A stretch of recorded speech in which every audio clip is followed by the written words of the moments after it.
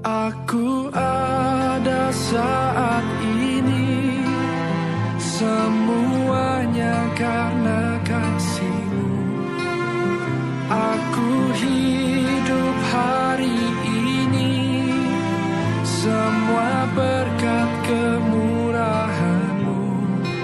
Terima kasih Yesus, Engkau sangat baik, teramat baik bagiku. Sekali lagi, bacaan pada siang hari ini terdapat di dalam Injil Markus pasal 10 ayat 35 sampai ayat yang ke-45 dengan judul Rahasia Menjadi Besar.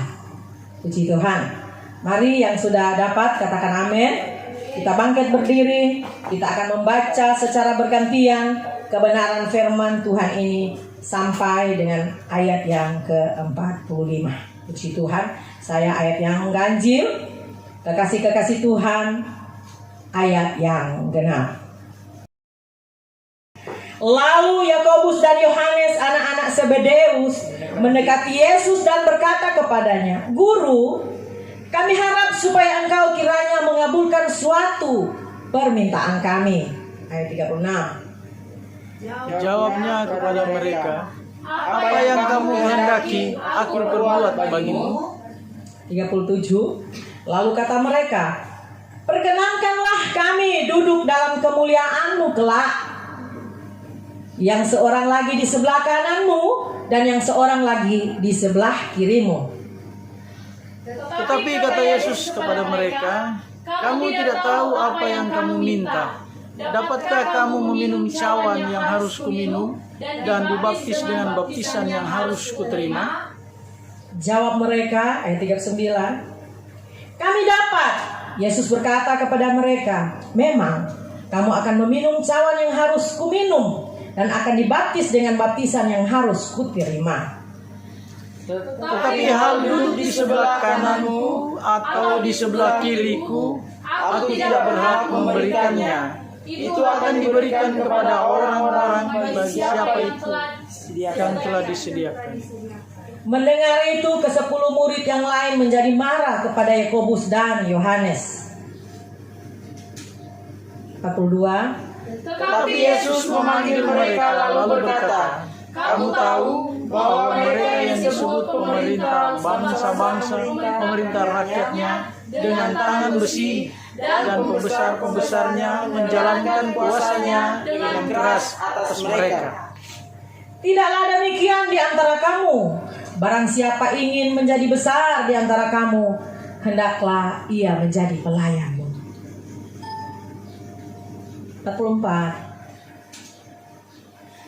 Dan barang siapa ingin menjadi yang terkemuka di antara kamu, hendaklah ia menjadi hamba untuk semuanya. 45, sama-sama kita baca, 2, 3.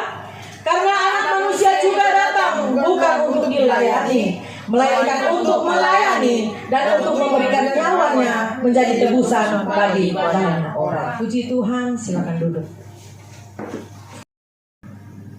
Haleluya. Dalam bacaan ini mengisahkan kedua murid Yesus, Yakobus dan Yohanes, yang mempunyai temperamen yang sama, sehingga kadang mereka bertindak menurut emosi mereka. Orang juga sama toh, sama dengan Yakobus dan Yohanes. Terkadang di muka penggembala, aduh, kita suka supaya gembala dapat lihat yang terbaik. Nah, terkadang ada di sana yang terjadi saling mencari muka.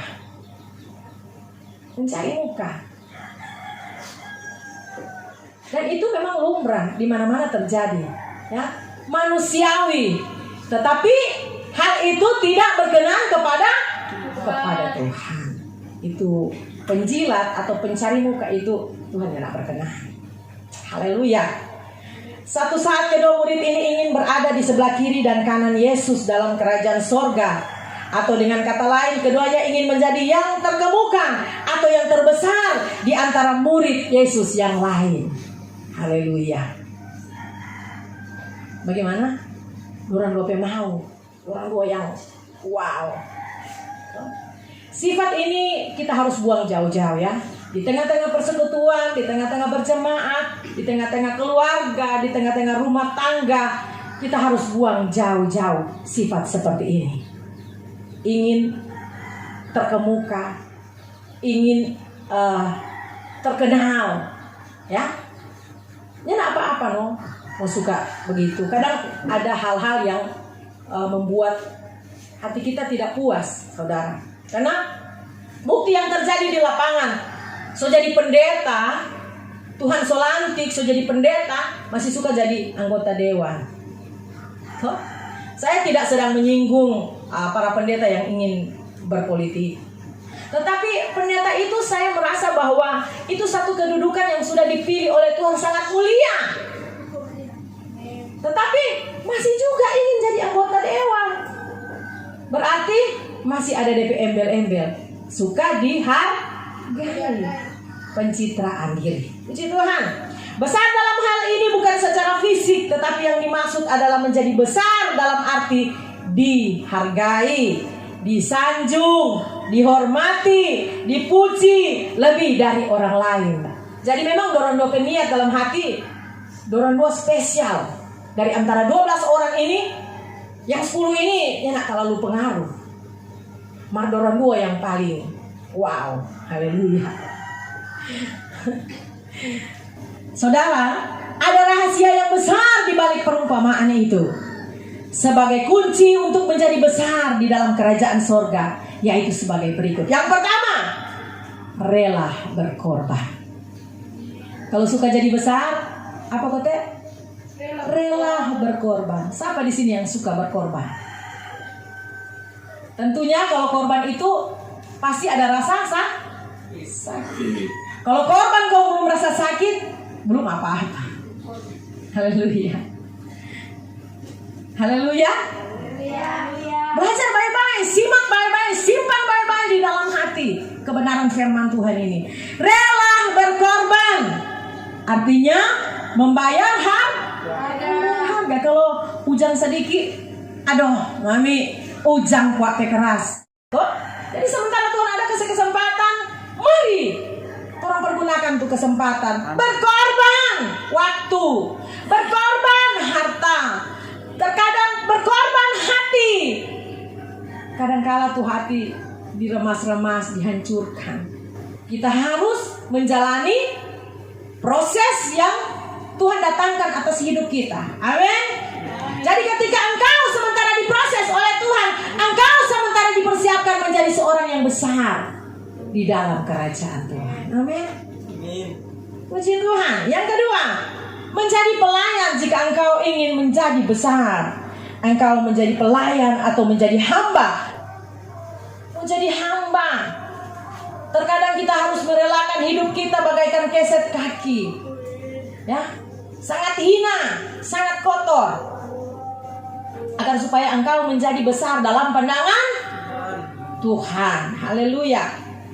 Menjadi pelayan atau hamba adalah suatu tindakan yang dipilih secara bebas tanpa paksaan dan dengan penuh kesabaran. Halo. Memberikan hidup dengan penuh ketulusan dan dalam kesabaran. Mesti sabar. Bapak tengok kau bilang mesti sabar. Haleluya. Jadi kita pelajari siang hari ini bahwa ada rahasia untuk menjadi besar dalam pandangan Tuhan.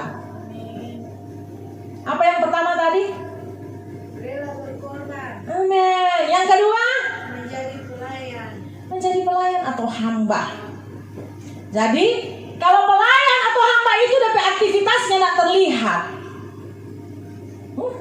Ada di belakang lah layar. So bersih, so apa semua. Tetap mau bilang begini, ini siapa perumah? Bapak Randy menyisi perumah. Bukan tuh pembantu perumah. Hah? Siapa perumah? Oh, Ibu Esther perumah. Jangan mau bilang bersih sekali. Itu pembantu ketua. Tidak. Semua yang dilakukan di belakang layar, tidak terlihat. Ya?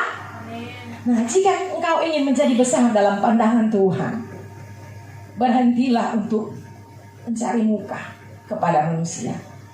Berhentilah untuk pencitraan diri. Ya, mari kita belajar untuk kita ada pada tempat yang tersembunyi. Hari-hari ini saya ingin menganjurkan kepada jemaat yang ada.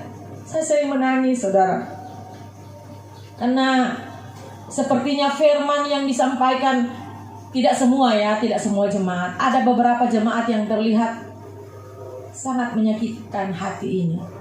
Saudara, ada satu bapak telepon. Dia curhat. Bunda, kasihan kita pe istri ini dan tapi anak ini. Orang pergi ritual. Hari-hari tertentu orang ritual, hari-hari tertentu orang masuk gereja, melompat-lompat bertepuk tangan. Dan itu menjadi tangisan saya di hadapan Tuhan. Tuhan, firman itu ditaruh di mana dalam hidup mereka? Apakah firman selama ini sudah menjadi rema dalam hidup mereka atau tidak? Saya menangis, saya selalu menangis. Saya rindu semua anggota jemaat. Bahkan saya berdoa tetangga, sobat, kenalan, siapapun yang kami kenal, itu dapat mengenal Tuhan secara pribadi. Dan mereka pun menjadi warga kerajaan sorga. Orang yang besar selalu mengutamakan kepentingan orang banyak. Halo? Bagaimana? Bukan kepentingan sendiri. Ukuran kebesaran seseorang bukanlah kedudukan tinggi, bahkan kekayaan, tetapi ukurannya lebih kepada seberapa besar orang itu mau berkorban dan mau melayani orang lain. Amin. Kita beri kemuliaan pada Tuhan. Yesus, Engkau juru selamatku, dalam janjimu kemenanganku